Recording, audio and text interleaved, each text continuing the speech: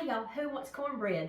I do, because we've got some pinto beans going here in this Instant Pot. Now, my Southern Buttermilk Cornbread recipe is in my cookbook, and I'll put in the comments how you can order that.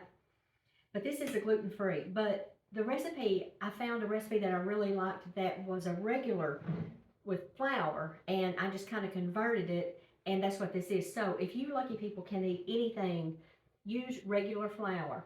But I'm going to use 1 cup of Bob's Red Meal flour, and then I'm going to use 1 cup of some cornmeal. Not cornmeal mix, because that'll have all that other stuff in it, and that's not what we're interested in. And be sure and read on your container to make sure that your cornmeal is also gluten-free if that is a concern to you. And I've got 4 teaspoons of baking powder, not baking soda. And we'll put this in there. And about ½ teaspoon of salt. Okay, so here is where the riff is. Do y'all like sugar in your cornbread? Yay? Or no. That is a big thing that people love to fight about. There's so many other things in the world y'all's going on. It does not matter if you like sugar in your cornbread or you do not. It does not. It's personal preference. I personally don't like it because you know why? My mama didn't put it in there. Okie doke. That is all mixed up. And I'm going to use ½ cup of oil. Now I'm using unflavored coconut. You can use Wesson, Crisco oil, whatever your favorite is. And this is my favorite. This and avocado, basically about all the oil I use, other than bacon grease. Okay, now we're going to use about ¼ cup of buttermilk. Always want to shake her up, y'all, when you're getting that buttermilk, because that's where all the good stuff is like. They're not hanging out together. All right, let's just get us a ¼ cup of that. And let's get all that out of there. Okay. Now I've got 1 egg. And you know, I always crack it in this little bowl. And you know what, y'all? I do this when y'all are not here too. Because I think I've told y'all, I opened up an egg and woo-hoo-hoo, it smelled like the devil done walked in the house. It was terrible. Okay, so I always do it like that now. So there's 1 egg. Okay, now we are just going to mix this until it is combined. And then we'll just let it sit here for just a second so everything can kind of absorb all that good stuff. And I've got my oven preheated to 425. Now you can cook this in whatever size skillet you want to. If you want to cook it in a pie pan, which a lot of times my mama just used a regular old biscuit pan, or you could use a, let's see if they want to put some more milk in there. That's kind of stiff. Or you could use iron skillet. I'm using 2 small ones today because I want to. So let's just add some more milk in there. And basically, y'all, this is your hush puppy mix as well. You can add your green onions, whatever you like in your hush puppy. And just keep adding milk until it's droppable. I don't know if that's a word or not. Until it's your consistency. Some people like to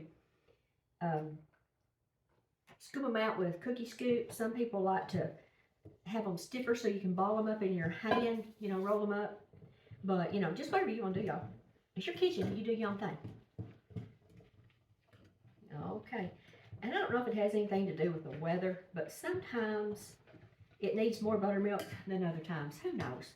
Everything is so temperamental, isn't it? All right. There we go. Okay, I'm going to go get my screaming hot skillets, and we will pour this in there, and I'll see you back in just a second. These pans are piping hot. They came out of that 425-degree oven. So let me show you what I'm going to do now. I've got some bacon grease, and I need some more, it looks like. And I'm going to put some in each. And then I'm going to just twirl these around. There we go. And let's do this other one just the same way. Okay, and I'm just going to pour this excess in here, and you're going to say, why are you doing that? Well, I don't have any idea. I really don't. I don't know. My mama did it. So there you go. That's the only thing I know to tell you, because my mama did it. All right, let's get this bacon grease all stirred in here pretty good, all right? Okay. All right, that looks good to me. Okay, now let's just eyeball it and put about half in one, about half in another. Doesn't have to be exact, y'all. Not rocket science. It's not rocket surgery. Oh, Lizzie, that was a bad joke, wasn't it? All right, anyway, there we go. All right, I'm gonna go put these back in the oven, and we'll get back together when they are ready to come out, and we'll get us some butter, and they're gonna be delicious. So I'll see y'all back about 20 minutes or so. These were in the oven for almost 20 minutes. And I tell you, it's what I like to do when I take mine out. I'll just kind of do it like that. I can hear it, and it makes me feel like it's really going to come out pretty good. All right, so woohoo, there we go. Let's turn this other one out here. Look how pretty that is. Now let's flip them over so we can see the pretty side. And what I like to do is just put a knife underneath it. It helps with that steam. This one I'm going to cut. Let's see. Yes, this one right here. I was going almost had a brain. You know what? But I tell you what, y'all. Cornbread is some good stuff. It's good for breakfast with some butter and syrup, and it's good for supper. Tore up in some buttermilk, and it's just so good. And of course, like I said, this recipe here, you can also use this for your hush puppies. Alrighty, I'm gonna show you how I like to eat mine. Good old salted butter. Yum. What's not to love about that right there? Woohoo! I'm gonna take a little bite of this that fell off. Y'all, that's so good. If you didn't tell anyone it was gluten-free, they would never ever know. My husband, who can eat anything, says this is wonderful. So we're waiting on these pinto beans. These will be in a different video. But I'll see you next time. Y'all go make you something yummy and have some good times.